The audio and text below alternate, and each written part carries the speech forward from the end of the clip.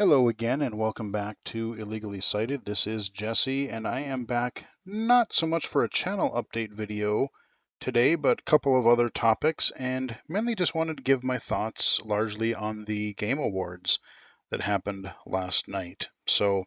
Um, I just did a channel update video within the last week or so go ahead and check that out if you're interested in some of the things that are going to be coming up for the channel for the end of the year, some games and hardware that I'm going to be covering, that kind of stuff. That is all in there. But what I will say is this is going to be a bonus video. I will probably have my double feature Xbox Series S video for you guys tomorrow for Saturday's regularly scheduled video. So anyway, again, thank you to everybody who has been supporting the channel. I know I've gotten a few other subscribers and viewers recently, so much appreciated. Um, and again, you can find everything in playlists, so definitely check the playlist out to find out what types of things I cover on the channel. But I focus on tech and gaming accessibility and even some VR. So, before we get into the Game Awards, I want to touch on just a couple of other brief things really quick. I'm going to try to keep this video as short as I can, but still give my thoughts. Um, this kind of relates to the Game Awards, but it's its own sort of a thing. Last year, Microsoft had announced that they were intending to buy Activision Blizzard, which is kind of this ginormous, it's a really, really big purchase for the games industry. And naturally, people want to look at it for, monopoly or monopolistic business practices or whatever. Both, the United States and the EU and everything are really trying to look into it. Um, and I don't know. I mean, yeah, it's definitely a huge purchase.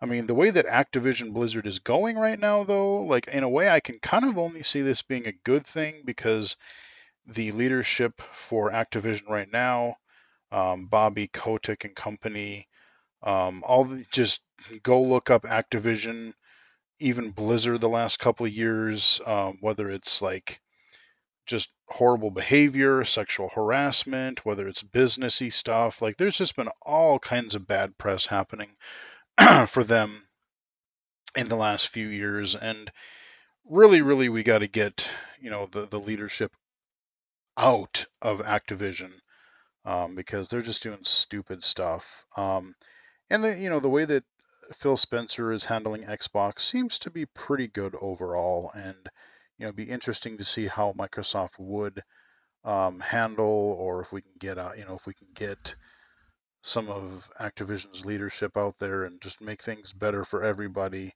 So it'll be interesting, but there's kind of been a lot of hiccups because, as I said, there's a lot of people that are looking into this buyout saying, we don't know if this is such a good idea, and you're going to have too much power, and da da da da da. Sony is seems to be the number one culprit in this whining and complaining. Like, yeah, you have the government regulate, government agencies and stuff looking into it too. Like the FTC apparently just recently announced that they are not having it and they're suing, or I don't know the full details of it, but they're getting involved um, with this whole buyout thing.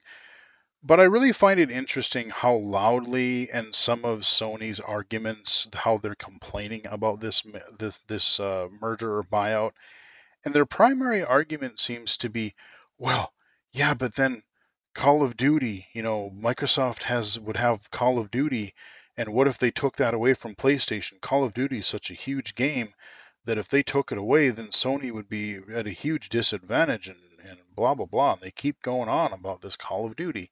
Yeah, is Call of Duty big? Yeah, it is. But the other thing is that Call of Duty could lose interest at any time. Like, yeah, they did. I guess people are pretty happy with this year's installment. Their Modern Warfare 2, the remaster, or they had Modern Warfare 2 like 10 years ago or whatever, but now they're doing the kind of new generation Modern Warfare 2, which isn't confusing at all. But people are pretty happy with that so far. But again, they've been doing Call of Duty games for like the last, what, 15 years, and who knows if it'll be, 5, 10 years from now, if people will just lose interest, or if, again, maybe they'll just do it one too far and they'll run it into the ground and kill it like they did Tony Hawk or Guitar Hero or any number of Activision franchises that they just ran into the ground and then people just didn't care anymore. So who knows? But I really find it interesting because yeah, they're complaining about this Call of Duty exclusivity, and that seems to be the major argument that they're hinging everything upon.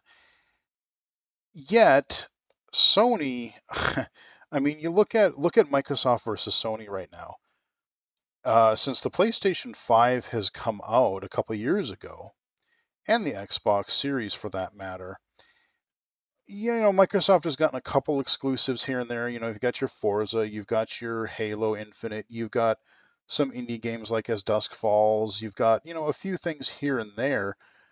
But all of these other little buyouts that Microsoft has done over the past several years really hasn't resulted in much of anything yet. And I'm hopefully, next year and beyond, hopefully that's really going to start paying off because boy, like I said, they were scooping up little companies and developers left and right there for the past several years. But Microsoft has not really had huge exclusives. They're getting good third party stuff. They're doing great work with backwards compatibility. They're doing, of course, Game Pass is actually really, really nice, both for third party and indies, but also some of your first party exclusives that they do have. Sony is actually the one that is really going gung ho with their big first party exclusives. So you have The Last of Us 1 and 2, you have God of War, you have Returnal, you have Spider Man, you have, let's see, what else? Final Fantasy 16 is going to be a Sony exclusive, console exclusive, apparently. So, what did I name off? A half a dozen games, and I'm sure I could probably think of a few more. Like they had Days Gone, they had um, what else? I mean, I'm just thinking like those are just right off the top of my head. I didn't even have to think hard. So they've got all these exclusives, and it's okay. I find it really ironic that it's perfectly okay for them to, oh no, we're not going to, not only are we not going to share these exclusive franchises, but we are also not going to play well with like cross-platform multiplayer. They people have to kick Sony, pull them in kicking and screaming to allow cross-platform play, or things that would just benefit the industry overall.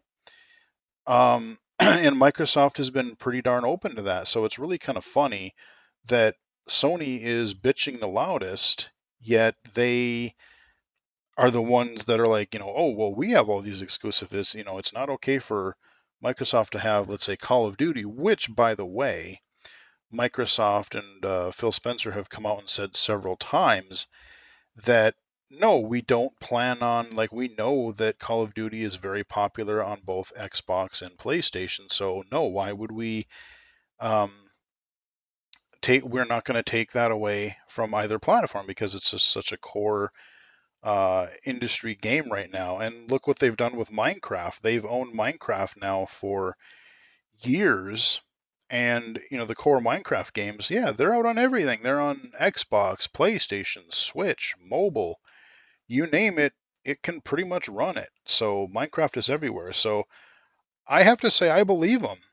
So I think, I don't know, Sony just needs to, like I said, I totally get the whole monopoly thing. I totally get the whole, like, one company has more control over, like a lot of different things. I mean, it's just basically, a few big companies um, arguing about how much control they have of everything. And I think it's stupid kind of from both angles. But like, I gotta say I'm on Microsoft's side here because for this one, because they're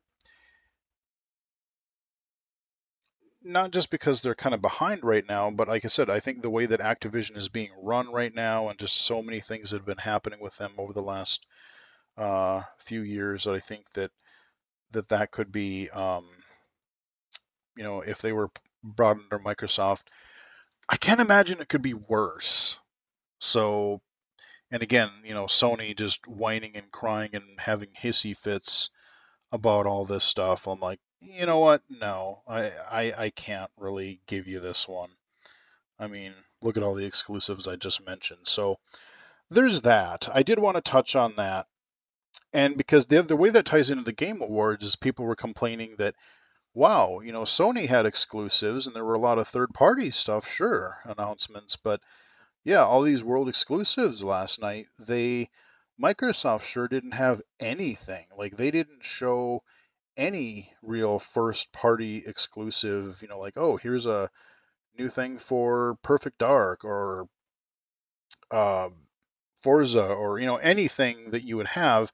And people were sort of guessing, well, maybe, with this whole lawsuit thing happening and them under so much scrutiny, they didn't want to show off anything big to make it look like, oh, look at all the cool things that we have, and that would make the buyout not go through. That's what some people are sort of speculating, which I kind of see, but I don't know. Like, Microsoft has really been in a drought for the last couple of years. Like, their major first party titles, I mean, like I said, you get Forza and you get Halo, but like beyond that, I mean, what the hell have they had for exclusives? I mean, like I said, they have their Game Pass and they have their indies, their third parties and stuff, but wow. Like I said, yeah, Sony's killing it. So I don't know. That whole situation, we're just gonna have to see how it eventually pans out. But I'm just kind of tired of hearing about it. I just want it to either go through or not go through, and we can move on with life. Speaking of moving on, some other crappy news. Apparently, a bunch of people from IGN got laid off within the last day or so. So again, right around the holidays, you got Twitter getting rid of like two thirds or better of their workforce, and now like I guess there's been like IGN, there's been people that have worked there, 9, 10, even like 20 years. They're just like, no, bye, you're gone. I don't know. Like, I get it. Everyone is trying to save money and cut corners and things like that. But Jesus, I don't know. It's kind of sad that so many people are just losing their jobs, and especially around this time, and not only around this time of year, the holidays, but like I said, as everyone is trying to, everything, rent and utilities and groceries and just everything is just going stupid expensive right now. And then just so many people in tech and games and whatever just losing their jobs. It sucks. It sucks. So I don't know. Hopefully those people can bounce back again, whether Twitter, IGN, or whoever else is going to be next. But I wanted to mention that briefly, give them a shout out. So now we're going to get into the Game Awards. The rest of this is pretty much going to be about the Game Awards. And before I get into feedback and my thoughts on it, I do have to address the elephant in the room.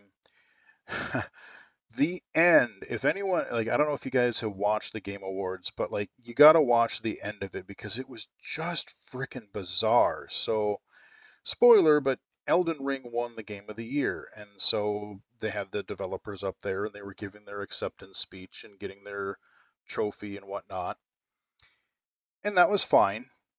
But then there was this freaking weirdo that he just kind of like when they went up there, there's this guy, this kid who like walked up with them and kind of just, I don't know, pretended like he was part of the group and just stood back there.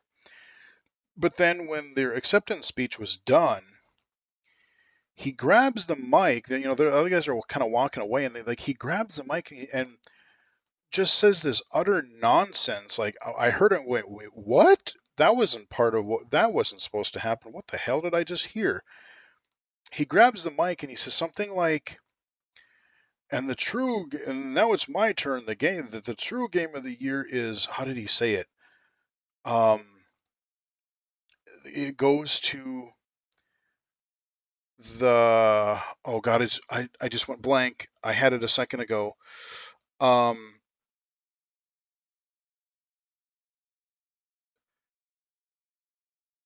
or some like the my Orthodox rabbi Bill Clinton, and then he just like walked away. I'm like, what? I mean, it was just this weird, nonsensical. I don't know if there's some sort of a meme behind it because I don't keep up with that kind of crap, but like, but everyone seems to be caught off guard with it. Like, what did we just hear? And then since then, I've been hearing things about, oh, apparently this guy is kind of a nut, and he's been like saying, like, I don't know, people are reading more into it, like, oh, well, maybe he's trying to stir up, the whole politics and controversy, and like this group's hates that group, and saying something like anti-Semitic or I don't know, but apparently right after he said that nonsense, Jeff Keighley had tweeted out that the guy had been arrested, and but it was just really bizarre. I mean, you just have to hear the end of that speech, and then, like I said, he grabbed the mic and just said this like weird 5 seconds of nonsense, and everyone was just like, "What? That happened?" So I don't know. We'll just have to see what happens with that and if we hear anything more about it. But I had to bring that up because it was just such a bizarre way to end the Game Awards or any show for that matter. And then some people are like, a lot of people are seeing it as a joke. Like, oh, okay, haha, you got some idiot sneaking up there on stage and spouting nonsense. But then like, oh, well, security should have been on that better, or why didn't they just cut his mic after, and why did they let him talk? What if that could have been, something more, sinister? What if he had actual, hostile intentions? Like I'm thinking, think about like, compare it to something in rock and metal. I thought of when someone brought that up. I didn't even think about it because I was just so stunned that I even heard it. Um, but think about what happened to Dimebag Darrell when Damage Plan was playing and someone rushed the stage and ended up killing Dimebag Darrell. So there's no more Damage Plan. There's no more Pantera. That was just one of the things that, like in rock, in metal, where it's like, wow, um, what if that had happened on, on a gaming stage? So yeah, I get it. It's just a weird situation all around. So before we go into the Game Awards, my thoughts and stuff of what was there, I do have a couple. Jeff is always interested in a couple pieces of feedback. And overall, I thought the show was actually quite solid. It was pretty long, but the show, like there were a lot of good awards. There was a lot of good exclusives. There's actually quite a few games to be excited about. 2023 looks like it. I don't know what's going to get delayed, but as of now, the first half of 2023 just looks insane. There is going to be stuff like I'm not sure about January, February. I know there's a couple things, but Jeebus, from like March through June is going to be just ridiculous. There's so many games coming out if they don't get delayed. It's going to be interesting to see what gets either delayed or what gets. Oh, and these stupid notifications. Hold on just a second. Let me get rid of this crap. Um, but it's going to be interesting just to see what gets overlooked and what people play and what, all that kind of stuff. So they did have audio description. They did have a feed, and until about midway, I don't know, about noon yesterday, we really didn't even, or at least I didn't. I didn't know if there would be an audio described feed, but then I did see a few people mentioning it on Twitter, and the person who did the audio description did a really good job. She did a really great job on the audio description. No complaint there at all. They didn't describe the ads, so it was kind of like every so often they would take a little break and they would just show like a game trailer, or they would have a couple people talking about a topic for a minute or two. And those were not audio described, but the actual show was. And the pre-show, they did a little half-hour pre-show. That was also not described, but the main show was. The only piece of feedback that I would say is it would be kind of nice if they had that in stereo like the regular stream, because I was listening to it and I'm like, the current headset that I did the review for this current headset that I'm using, this Razer Kraken headset here, and it generally sounds okay, but I'm like, something just doesn't sound right. It sounds a little off, a little flat. And I just wasn't sure. I mean, like, well, maybe it's the stream, maybe I'm just not getting enough bandwidth or whatever. And then someone had tweeted this morning that, oh, apparently the audio described version of the stream was in mono. I'm like, oh, that's what I was noticing. And that happens a lot, like especially for TV shows, that seems to happen quite a bit where the audio described people lose out on the actual better sound quality. And I would like to really see that change because, again, especially games, they're all about the presentation, not just visuals, but audio. And you want to hear, the better audio quality. You want to hear the sound separation. That you don't want to hear, especially if you can't see it, you want to have a better audio experience. So it would be helpful if, future streams, if they would kind of keep that to be a stereo stream, that would be really nice. Um, the other thing a lot of people have also said, and I can tend to agree with them, is especially since I know people, I personally know people who attended that show live, and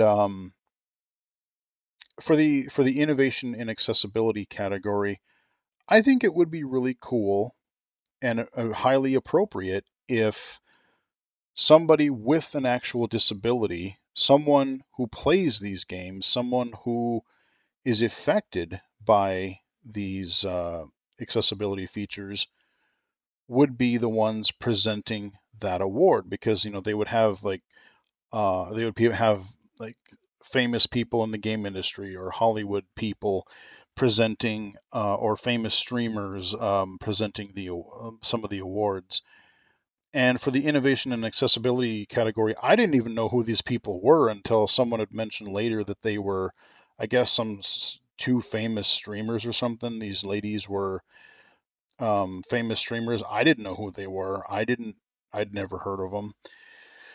And they did a fine job. They did okay, but yeah, I think that people talk about diversity and they talk about, oh, you want to have not just men in the show, you want to have men and women and include people with disabilities too.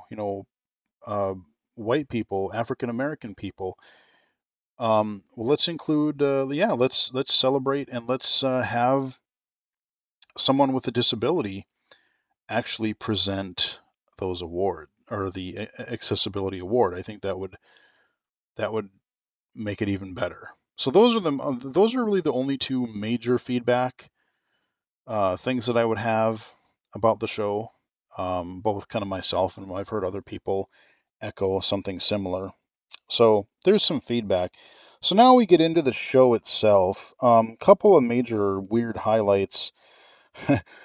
Again, the ending was just really weird. What a strange way to end. I'm not going to go through that again. But it was kind of bookended because the beginning was sort of weird too. You had the opening half hour pre-show kind of a thing, which had some kind of neat things in there, which I'll touch on. Um, but then the first award we had, God of War had won the best performance, and this Christopher Judge guy who plays Kratos came up, and you could tell he was really into it. Like he was like, "Wow, I can't believe I got it," and like it's just, for a while he said that he wasn't even sure he wanted to do it. And you could tell it meant a lot to him, but like he would just kept going on and on. I mean, he had been up there for what, 5 minutes or better or longer. Um, and you could tell like the longer it got, like people were just getting uncomfortable and it felt awkward, and they were kind of just gradually ramping up the music. It's like, hey, wrap it up, dude. That was pretty funny. But then the other opening part that was really kind of amusing, and I really had to laugh, was the opening with Al Pacino, yeah, Al Pacino opened up the Game Awards and did the nominee, and his little opening spiel is like, "Yeah, I can't see the teleprompter too well, and I don't really play I don't play video games, but my kids do, and I think they're pretty cool." But it was just really kind of amusing, especially just listening to Al Pacino talk. It was really kind of funny. Um, so that was a definite amusing highlight of the show. And then a couple times throughout the event, they had their symphony orchestra play. They did a God of War track, and then there was another one. I forget what the other one was. But then right before the Game of the Year nominees, they did a kind of a medley of all the nominees, which was pretty sweet. That was pretty cool. So, they didn't spend a ton of time on the music this time, but it was pretty good. I mean, God of War's music is actually really good, and even just the music that they had um, for the games that were Game of the Year nominees were quite good. Um, then the other one that kind of stood out that I had to laugh at was in the middle of the show, Animal, yes, Animal of the Muppet fame. Animal came out, and it was actually kind of amusing. I kind of had to laugh. Like, it was pretty funny. Him kind of doing his little shtick with Jeff Keighley, and and they were doing it for the music category, best music category, and I was really, really like, yes, God of War does have excellent music, and it deserved to win that category. But I was really, really kind of pushing for. I really would love to have seen Metal Hellsinger win, and it would have been really funny, especially just with the way that Animal talked, and then with the whole bit that they were doing. And if Metal Hellsinger would have won, just with the way that Animal's voice is all kind of gruff, you got the whole metal cookie monster thing going. And it would have been just funny to, if they would have won, just to have Animal bust out and just start screaming like one of the songs from, from the game, just like, I don't know. It would have just been amusing to me personally, but I think that would have been funny. So yeah, huge shout out to Metal Hellsinger because that game and that soundtrack was pretty great, and I can't wait. Once I get my new rig, I am definitely going to go back to that game because on my current rig right now, ooh, it is not too happy. It kind of makes my fans run a little hot, and it makes my computer make very, very funny noises that I'm not particularly comfortable with. So I kind of put that game on the back burner for now, but I will return to you guaranteed. Those are a couple of the interesting sort of non-gaming or different highlights, but that were kind of interesting. I do want to touch on the um, oh, wait, what did I write down here? Oh, right. And then the other thing that it was gaming related, but it wasn't a specific game. They did touch on like the best adaptation, which was a new award this year, and that goes for things, gaming is really gaming related movies and TV shows, they're actually starting not to suck. Remember when pretty much every game related movie or attempt at a TV show was just hot garbage for the most part? There's actually been some pretty good ones, and I do want to check out some of the nominees. I do want to look at the Cyberpunk one, that Netflix series. I have seen the Sonic movies. Um, But the one that won was this. It was another series called Arcana that was based on League of Legends. Now I know nothing about League of Legends. I'm not really interested in that type of game. But people are saying that League of Legends, that Arcana is actually pretty good. So that was kind of a cool thing to see. And while we're on the topic of movies, I'm jumping out of order here a little bit, but they did also show the first true clip of the Mario movie. So we've gotten a couple trailers, and now we've gotten like maybe a minute and a half clip of just straight up from the Mario movie, Super Mario Brothers movie. Now I really don't want to see anymore. The movie comes out in April, and I don't want to really know anymore. Like, we know what the characters are look the we know what the visuals look like. We know what a lot of the characters sound like.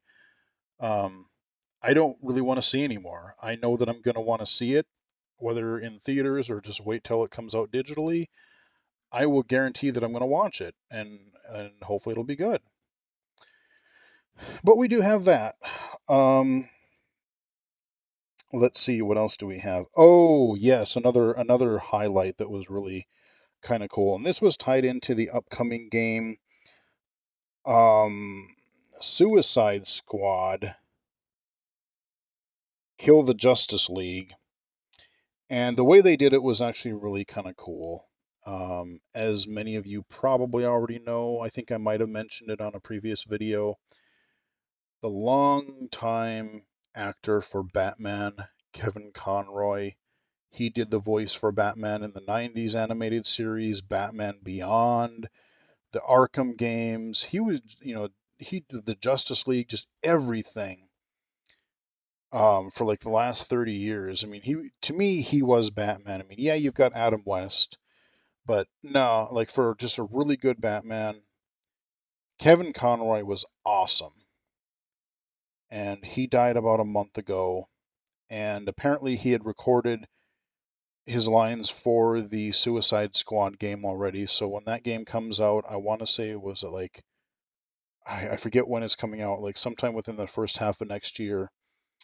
We are going to be treated to one more Kevin Conroy performance. So it was kind of the trailer and just the acknowledgement was like a whole tribute to Kevin Conroy. So rest in peace, man. You were a legend. Just such a great voice actor, Kevin Conroy.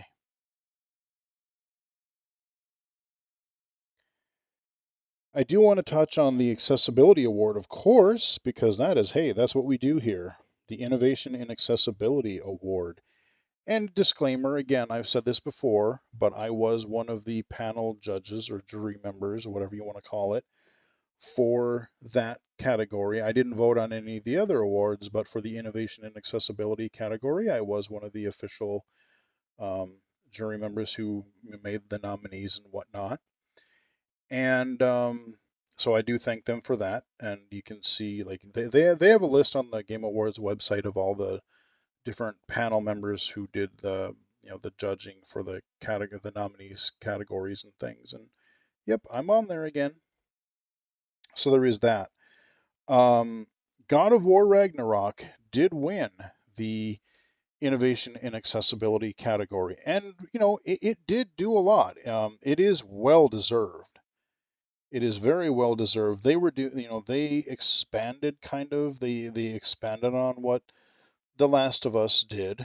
They used a lot. They kind of borrowed a lot of the ideas and even some of the sound effects, as they're two Sony titles. Um, and I covered it on the channel. I did kind of an accessibility overview video for it, and I think they overall did a really good job. That being said, that was, I mean, basically the way it worked is we would all put in the top five nominees that we would have, and then we would also then after that we would vote um, for the one that we would pick. And yes, I would definitely consider it in the top tier of game accessibility this year. But personally, I don't think I would have chosen God of War. As much as I like it, I love the story, the combat is fun. Um, and again, they're doing a lot of great things with accessibility. I have not finished that game yet, and I kind of stopped because I was sort of having trouble. I was sort of confused on one part. I wasn't quite sure what I needed to do for sort of a puzzle. Like I thought I kind of did, but it's just not working. So there are still some traversal and especially puzzle issues. If you are using the blind assist features like navigation assist and um, puzzle assistance and things like that, there are still some things that can be really kind of confusing. I know some people have gone through it. I think some people have had periodic sighted assistance for a few things, and they don't have like a puzzle skip feature like The Last of Us did, which in this game's case would have been kind of neat to have because there's a few puzzles that have been like, I've gotten through a few of them, but then I ran into one that it seems like it would be very easy, but apparently I'm just overlooking something stupid. And when I played The Last of Us Part 1 this year, I had like zero problems. I mean, I plowed through that game in like what, a day and a half, just because I was so hooked on it, and I just like it just flowed, man. So yes, I love that another developer got recognized as they should, but I would have voted for The Last of Us Part 2 or Part 1 because it was just overall from beginning to end, I thought it was a little bit smoother experience. I didn't have any accessibility barriers really happen for me at all. And not only that, they added audio description. That's like the first AAA game to really do that. Human narrated audio description. And as I talked about in the Last of Us videos, the haptic audio is just a really cool thing that I never even would have thought of. To basically not only have subtitles and captions, but to have the vibration indicate kind of inflection and mood so that a deaf player would know, like, are they whispering something? Are they yelling? Are they, you kind of get that vibe just the way that the rumble. It's a really, really cool use of haptic feedback for accessibility. And that is why I personally would have still um, nominated the Last of Us Part 1. And that was actually my vote. But like I said, nothing taking away from God of War. They are still patching in, they are still fixing accessibility features, and what they had even at launch was still really good. It was like what is there is still extremely helpful for me and many others, and it was well deserved. And I do also want to really shout out As Dusk Falls. We've had a lot of these sort of telltale type adventure games, and just the story and the quick, like, it's a game where I actively did not hate quick time events or timed dialogue choices. And on top of that, the story that it told was just really, really good. I beat it in mostly in an evening, except for like maybe the last 10, I realized the next morning when I picked it up again, I think I had like 10, 15 minutes of it left. So I mostly finished it in an evening. So again, I want a huge shout out to As Dusk Falls. If you haven't played that and have a PC or an Xbox, play it. It is good stuff. So that is the innovation and accessibility category. I wanted to spend a little bit more time on that because, of course, I do. I had to. And speaking of The Last of Us, we had people complaining that they didn't want to buy a PlayStation for just that game. In the beginning of March 2023, let me alt tab here. What did they say? Was it like March 3rd? Yeah, March 3rd. The Last of Us Part 1 is coming to PC. I'm looking at the Steam page right now. It's going to be, what, $60? And so, you know what? That is going to be, and I know they were already asking for PC specific accessibility things, features, and feedback from people on social media when the remaster came out a couple months ago. So I guarantee I know there's going to be accessibility features in it. I don't care that I already bought it on PlayStation, especially when I get my new rig. I am so going to buy the hell out of this and I'm going to play it, and it is going to be glorious. I can try it with a keyboard and mouse, maybe, and I can play it at like a nice, like, just, it'll probably even look even better. Who knows? And it could also have the accessibility features. So yes, your prayers have been answered, and hopefully they do the same thing for The Last of Us 2 once they get this out. Because I would love to see the story so far be accessible to PC players. So if they're going to bring part one, let's bring part two out there as well, um, and get that port out there for PC players, and then blind players can play it on PC. So heck yeah, The Last of Us Part One on PC. Looking forward to that for sure. Oh man, if I could play that on my Steam Deck, ooh, man, that would be sweet. Portable, accessible Last of Us. I could. Because not only would I be able to play it portably, but I could take my Steam Deck with me and literally show people just um,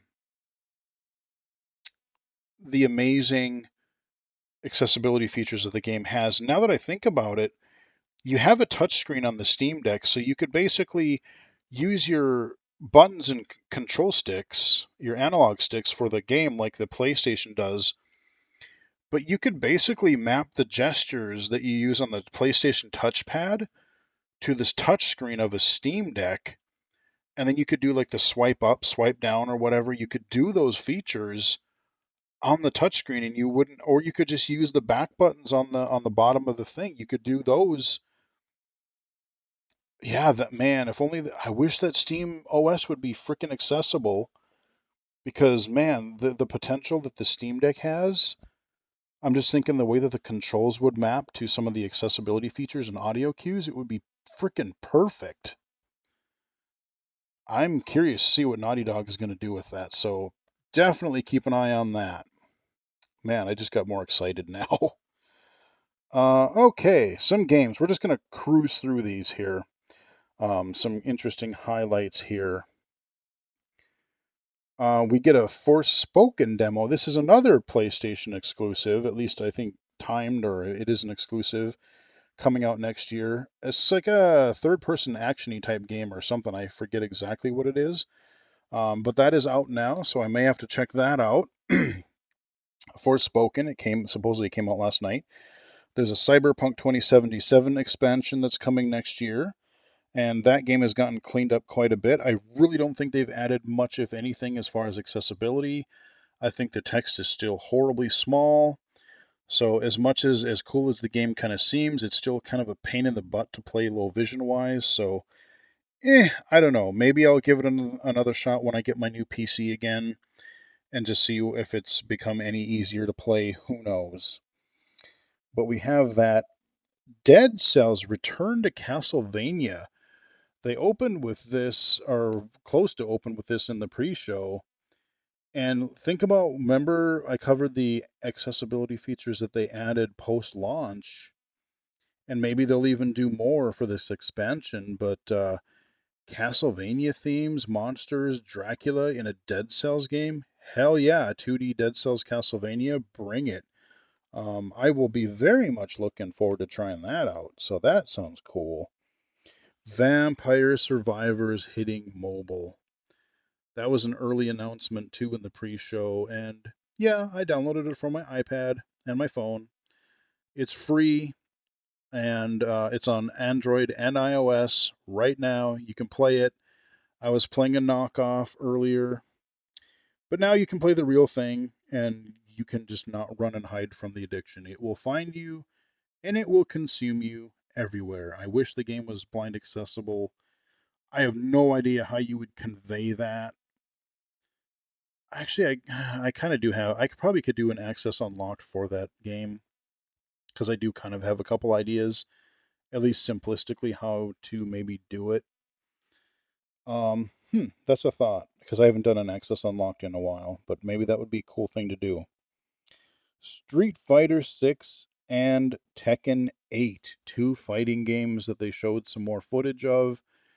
I gotta say, I like Street Fighter 2. I played a little bit of 4. I've played a little bit of, some of the other Capcom games like Street Fighter Alpha or Marvel vs. Capcom. And I liked Street Fighter 2, but really fell away from it after that. I'm a scrub when it comes to fighting games, even like Mortal Kombat, Street Fighter. But I gotta just say this, Street Fighter 6 is kind of interesting me more and more, so I will have to probably pick that up for console or PC when it comes out. It's supposed to come out in June next year. And I forget the release date. I think I don't remember if they gave a release date for Tekken. But Tekken 8, the one thing I will say about Tekken 8 is all of it was in Japanese audio, and I think Tekken 7 was like that too. I don't remember if that had English voice acting, which kind of sucks because I hate reading subtitles. I physically can't do it much of the time. I would love to see an English dub because the Tekken story is just nuts. Like people are shoved into volcanoes, and God only knows what happens. But a couple of solid fighters coming, and with blind players often playing a lot of fighting games, I think there'll be a lot to be excited for there. Armored Core 6 from Software. They unveiled this one late in the show, and the whole controversy with like the Dark Souls and Demon Souls and Elden Ring, no difficulty settings or whatever. But I guess this is their long running series mech game, and the idea of a mech game like that sounds just fascinating to me. We'll see how it plays. We'll see how brutally difficult it is, but I mean, it looked like visually, it looked pretty incredible. But we'll see there. I'm sure that'll be. They say 2023, but I have a feeling that might be one that could get pushed. I don't know. Judas. I believe this was the one that was from Ken Levine and the guys who made BioShock. So I'm very intrigued what that could be. Seemed like it was some kind of a first person game, but I am very intrigued about what that could be. I will definitely want to check that out. I already talked about the Mario movie, so we'll move on there. Earthblade, kind of I believe this was like a 2D, like a Dead Cells E kind of a thing. It's from the guys that made Celeste, and remember how many assists and different, like they didn't have a difficulty setting, but they had these assist features and different things that you could do to make Celeste easy to play. So I have some pretty good faith that I don't know necessarily about totally blind accessible. I hope that they could integrate that in. But I have high hopes that they're going to at least have some accessibility, especially even they added additional things I think after launch. So that'll be fun to look forward to. Um, they did a little thing on the Horizon VR, the Call of the, or what is it, Call of the Mountain or something like that. Again, PSVR could be interesting, but I'm not going to hold my breath unless they actually input any dashboard accessibility in. I'm done freaking buying VR headsets until they actually release something out of the research lab and put something that you and I can use. I'm done. Bayonetta Origins, we're getting and it's supposed to come out like early next year, like March next year. It's kind of a smaller, it looks like a smaller type of game, but focusing on the origins of the Bayonetta character. So yeah, we won't hopefully have to wait 5, 6 years for like we did for Bayonetta 3. We have that coming to the Switch. Death Stranding 2 or DS2. That's a really messed up game from Kojima that I just never have gotten around to playing yet. It looks bizarre, and just the way the gameplay is, I'm just not so sure that I really have the time or want to devote the time to play through it. A friend of mine sent me basically somebody compiled all of the cutscenes in movie form. There's like a 7 hour movie of that game, and I might just check that out just to kind of see what the whole hubbub for the story is. And I said if I get time one of these years, maybe I'll play through it, but yeah, I don't know. Um, oh, and the other one that people are really interested in, Hades 2. Yes, that company is actually going to make a sequel to Hades, and it looked really good. And now that they know that blind players were playing it even without any assists, and there was like that Hades mod, I really hope that they've taken that into their development, and I hope they've thought about it more. If they can add a few of these audio cues, and God, if they would add audio narration for the menus and like choosing the god, whatever god powers you want, and choosing your skill trees and weapons and stuff. If they could add that, that would just be even more phenomenal. Please make it happen. Because the story in those games, in the first game, was really good.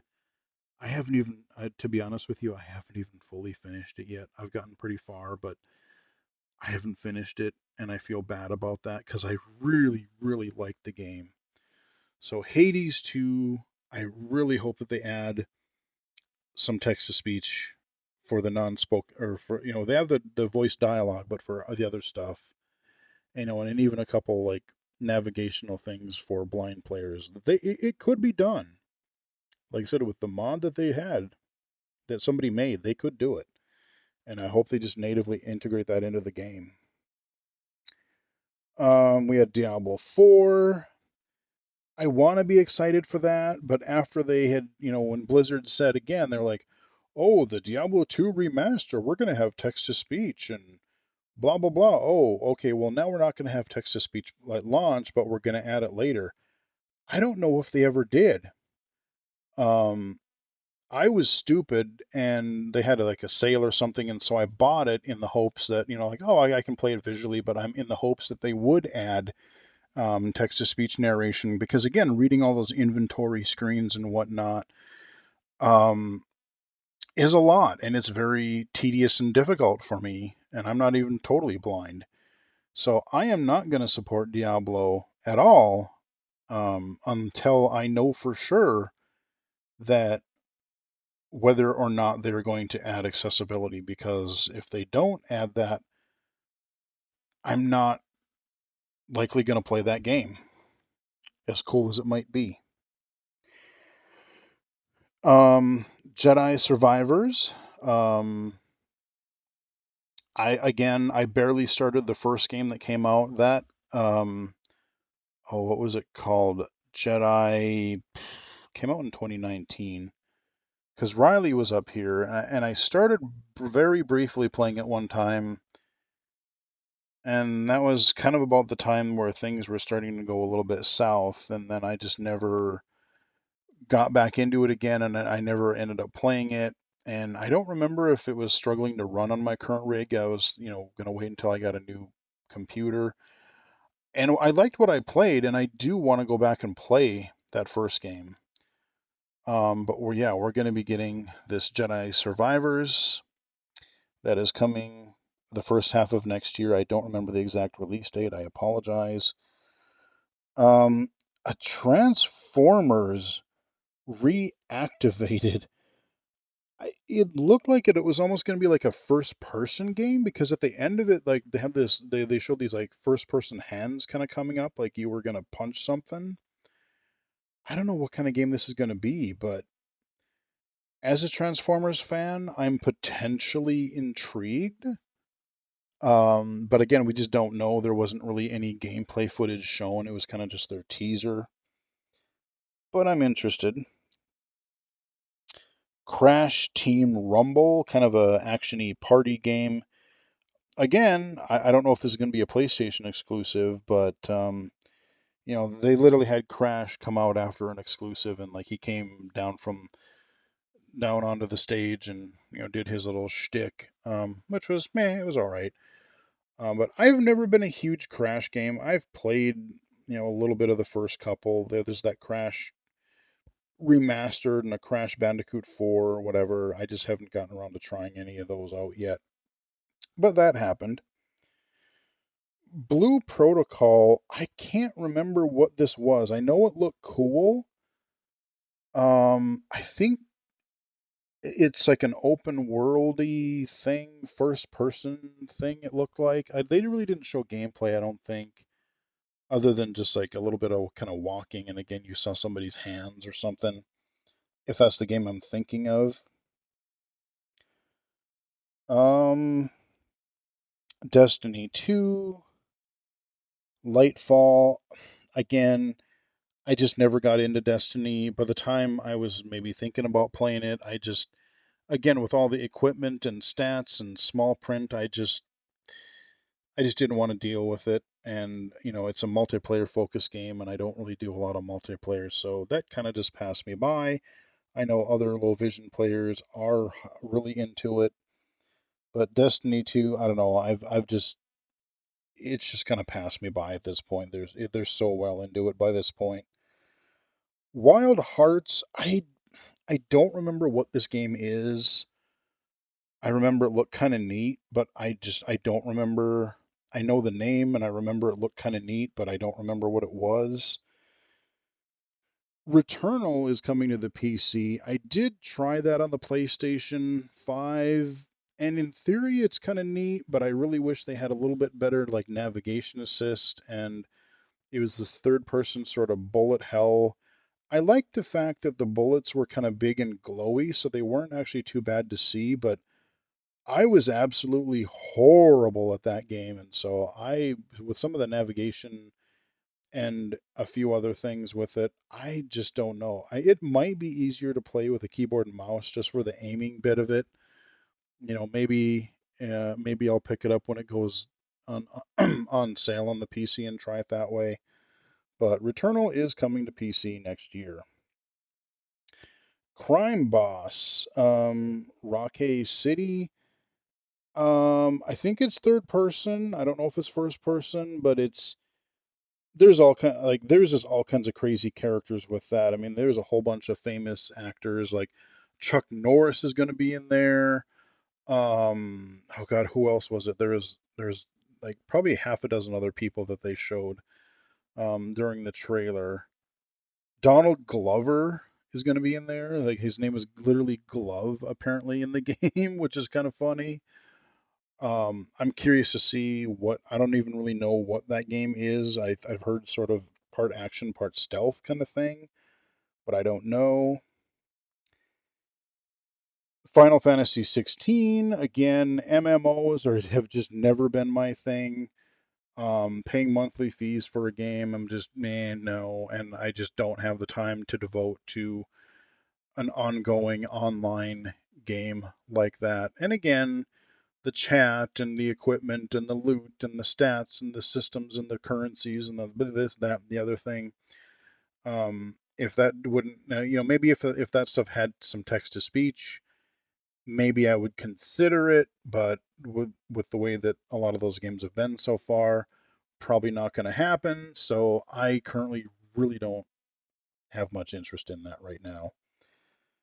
Um, Dune Awakening, Dune, not Doom, but Dune, based on the Dune books. I know nothing really about that. I know a friend of mine is huge into the Dune series, but it seems to be some kind of a third person game, open worldy thing. Not quite sure what it's involved. They really didn't show much. But if you're into Dune, that might be a thing you might be into. Um, Party Animals seems to be kind of a weird, violent, cartoony actiony type game. I'm not quite sure what to think of it or what exactly the gameplay is going to be. If it's going to be more mini games or a set style, just combat, or I'm not entirely sure. But I don't know. It's one that I might casually keep an eye on, but I don't know. It's not high on my priority list right now. Wayfinder. I don't remember what that one was. I remember that was another one that kind of looked neat, but I don't remember what it was. And there's another game I can't remember the name of when they were showing the PlayStation VR stuff. There was one that actually looked really kind of neat, and I can't think of the dang name of it. But it kind of had this thing where like it was based on pictures, like photography, and like it kind of had a Portal vibe to it, where like you could like go through the pictures and do things, and so it was kind of like there's the weird puzzle sort of things, and you would walk on them, and then you were like I don't know, it was really a hard thing to explain, but especially in VR, I could see that being a really interesting, a really trippy kind of experience, and so that one actually did catch my attention. But again, I don't know if if it's gonna be a PlayStation exclusive. Even if it does come to Oculus, my luck it'll be an Oculus 2 exclusive game. And again, not going to buy any more headsets until they get their butt in gear and do some accessibility. Just a couple more. Oh, Space Marine 2. That I'm looking forward to. I played the first one some and I never got too far in it because, as I remember, it was pretty difficult actually, and I just got wrecked in it. But I'm potentially quite interested in Warhammer. It's a Warhammer 40,000 Space Marine, Space Marine 2. Um, just looks really cool, mixed between melee and gun combat. I also really want to check the currently out Darktide. Remember, I was really into Warhammer Vermintide and Vermintide 2. Well, Darktide is out now. I don't know if my computer, according to the specs on Steam, I should be able to run it, but I've been hearing things, just even people on high-end machines, it doesn't run super well. So I don't have super high hopes at this point, but I definitely want to look at Darktide as well. I will be covering that at some point, it'll probably be next year sometime before I'm able to do that though. So we got a couple cool Warhammer games I'm actually interested in. Um, Meet Your Maker, I believe this was that. There was another first person kind of a survival fantasy type of I don't know. But it was like a survival game, I think. And if it's the one I'm thinking of, like I said, there were so many games that were they didn't show a lot of gameplay, but they seemed to be first person. They had, some people walking around, or they would be like, they would be you would see somebody holding a torch or just with their fists up or whatever. Um, if it's the one I'm thinking of, it looked potentially interesting, but I just don't know. And just a couple other. So that is the some of their announcements that they had really quickly before we wrap up here. Couple of the just shout outs for some of the awards that were won because hey, this isn't an announcement show. It's supposed to be an award show. So I'm not going to run through them all here, but a few highlights here. Elden Ring, they won Game of the Year. They won a couple of other awards. I think they won like RPG. They won. There's I think two or three awards that they won. God of War cleaned house. They had the best music. They had the innovation and accessibility. They had the character. I think they might have had one more. They had like four or five wins for God of War. I'm glad Dusk Falls won the Games for Impact award.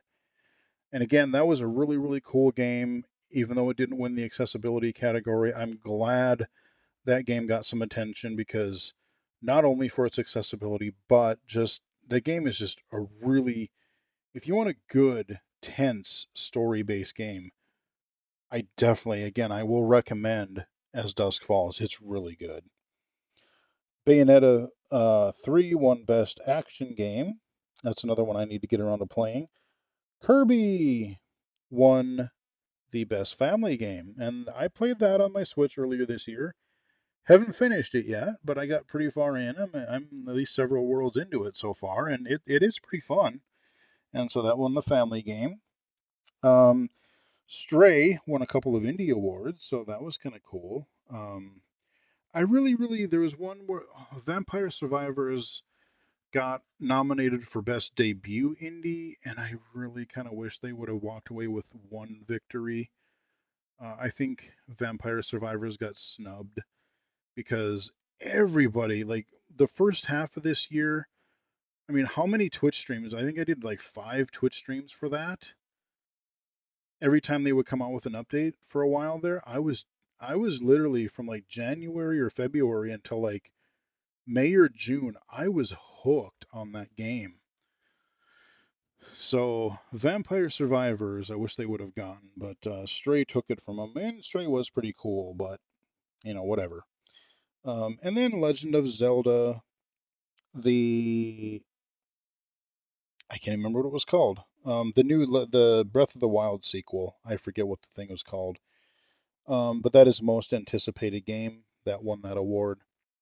I'm not sure how I feel about that.